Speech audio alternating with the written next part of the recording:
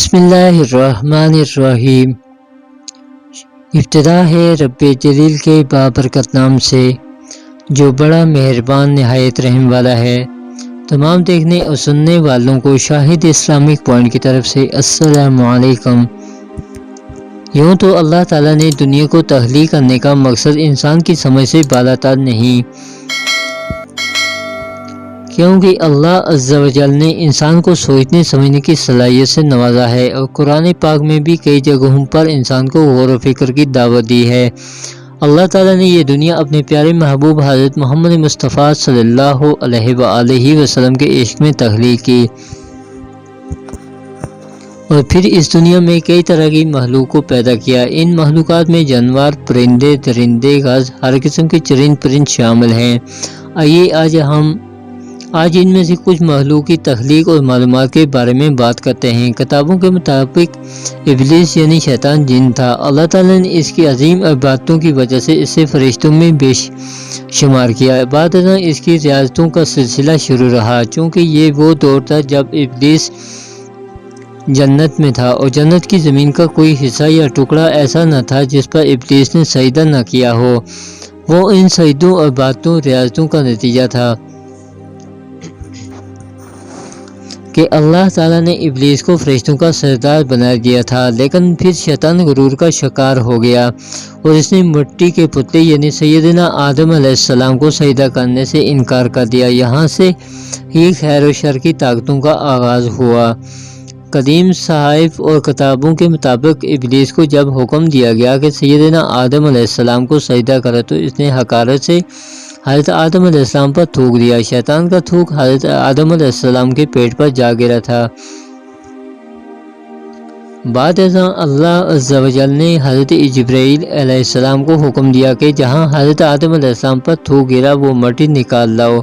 اللہ کے حکم کے مطابق جب مٹی نکال لائے تو وہاں ایک چھوٹا سا سوراخ بن گیا۔ یہ سوراخ آج بھی ناف کی شکل میں موجود ہے،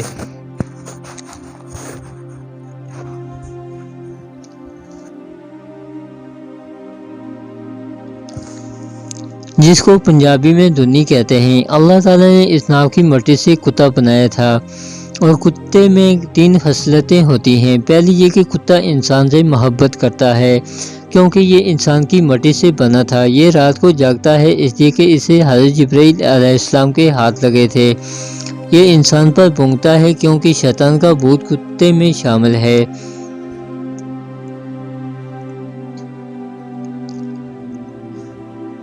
اور کتا ہی وہ واحد مخلوق ہے جو رات کے اندھیرے میں شیطان کے قافلے دیکھتا ہے تو وہ خوفناک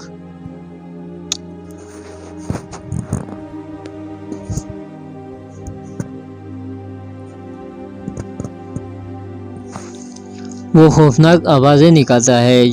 یہ ہے کتے کی تخلیق اور حقیقت۔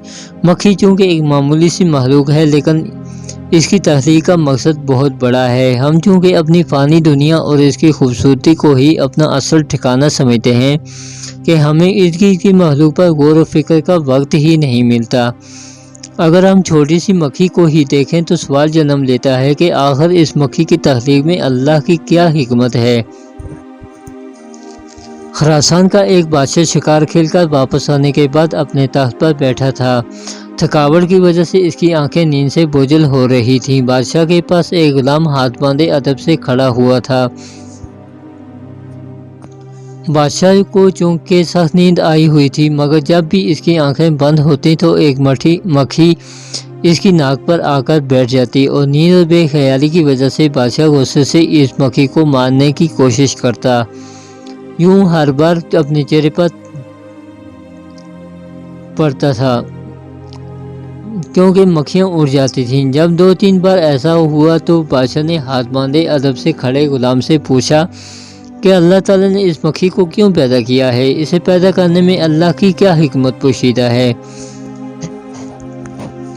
غلام نے بادشاہ کا سوال سنا تو اس نے جواب دیا جو کہ سنہری حروف میں لکھے جانے کے قابل ہے۔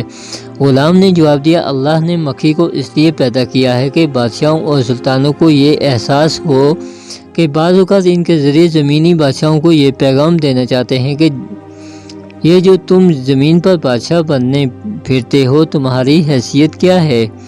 تمہارا زور تو ایک مکھی پر بھی نہیں چلتا، تو تم اس اللہ کا کیسے مقابلہ کرو گے جس نے زمین اور آسمان پیدا کیے، جس نے تمام مخلوقات کو پیدا کیا ہے؟ یقیناً تمام جہانوں کا مالک صرف اللہ ہے۔ کہتے ہیں کہ بادشاہ کو غلام کی یہ بات اتنی پسند آئی کہ اس نے غلام کو آزاد کر کے اپنا مشیر مقرر کر لیا۔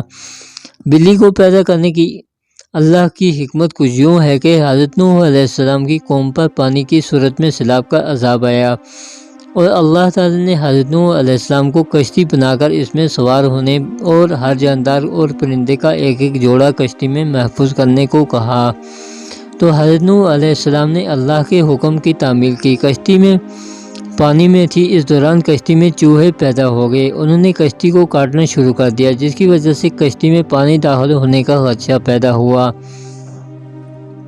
تب حضرت نوح علیہ السلام نے اللہ سے دعا کی کہ اے پروردگار، مجھے ان چوہوں سے نجات دلائیں۔ تب اللہ عز و جل نے حضرت جبرائیل علیہ السلام کو پیغام دے کر بھیجا کہ اے نوح علیہ السلام، کشتی میں موجود شیر کی پیٹھ پر ہاتھ پھیرو۔ جو حضرت نوح علیہ السلام نے شیر کی پیٹھ پر جب ہاتھ پھیرا تو شیر کے ناک سے زوردار چھینک آئی، اس کے دونوں نتنوں سے بلیوں کا ایک جوڑا نر اور مادہ کشتی میں گر پڑے، جنہوں نے کشتی میں موجود سارے چوہوں کا صفایا کر دیا۔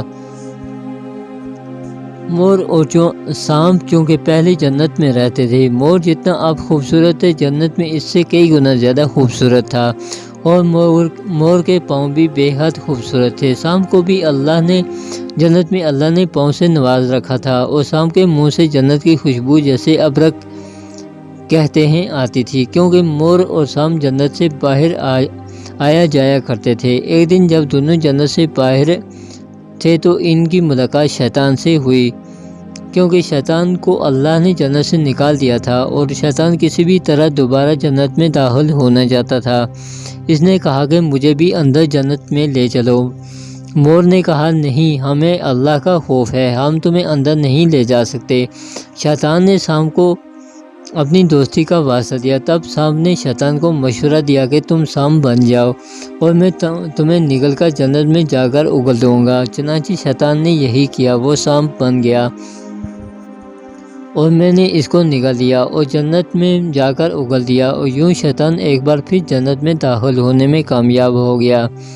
جنت میں داخل ہونے کے بعد شیطان نے حضرت آدم علیہ السلام اور بی بی حوا علیہ السلام کو برگلایا، اور اس نے تمہیں منع کیا ہے جیسے حضرت آدم علیہ السلام اور بی بی حوا نے پھل کھایا۔ اللہ نے ان دونوں سے جنت کا لباس اتار دیا اور جنت سے نکال کر زمین پر بھیج دیا، اور مور سے اس کی خوبصورتی چھین لی اور اس کے پاؤں کو اتنا بدصورت کر دیا کہ وہ ساری زندگی اپنے پاؤں کو دیکھ کر روتا رہتا ہے، اور سانپ کے منہ سے خوشبو اور پاؤں بھی چھین لیے اور سانپ کی خوشبو کی جگہ ہمیشہ کے لیے زہر بھر دیا۔ پیارے دوستو، یہ تھی جانوروں کی تخلیق کا راز کہ اللہ پاک نے ہم انسان کے علاوہ دوسرے جانوروں کو کس مقصد کے لیے دنیا میں پیدا کیا ہے۔ اللہ پاک سے دعا ہے کہ اللہ پاک ہمیں حقائق کو سمجھنے کی توفیق عطا فرمائے اور اپنے دین پر عمل پیرا ہونے کی توفیق عطا فرمائے۔ وآخر دعوانا ان الحمدللہ رب العالمین۔ اگر آپ دوستوں کو میری یہ ویڈیو اچھی لگے تو اسے دوسرے لوگوں تک ضرور شیئر کریں، اور میرے چینل کو لائک اور سبسکرائب بھی کر لیا کریں تاکہ ہر آنے والی ویڈیو آپ دوستوں تک بر وقت پہنچ سکے۔